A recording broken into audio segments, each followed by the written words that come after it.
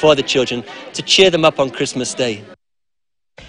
Waziri wa maji Alice Wahome amezindua kampeni ya kupanda miti katika kaunti ya Murang'a, ambapo inatarajiwa kuwa miche 5,000 itapandwa katika awamu ya kwanza.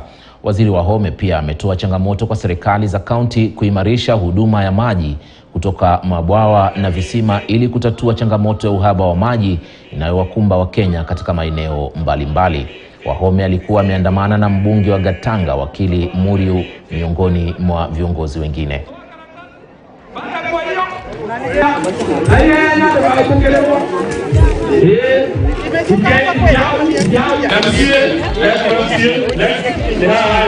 We have not had enough rainfall. And for the people who have just been, this place is called Dakaini Dam. And I'm sure the photographers will take the photos of how Dakaini Dam water has depleted for the last 3 years.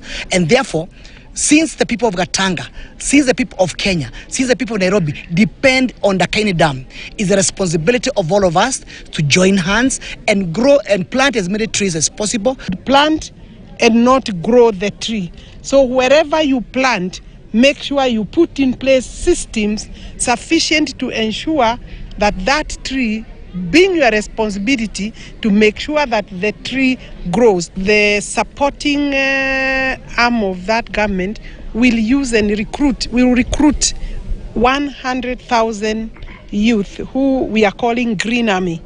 So we want to tell the youth that there is an opportunity to create employment, to be part of the employment, as we do a very noble duty of restoration of the ecosystem.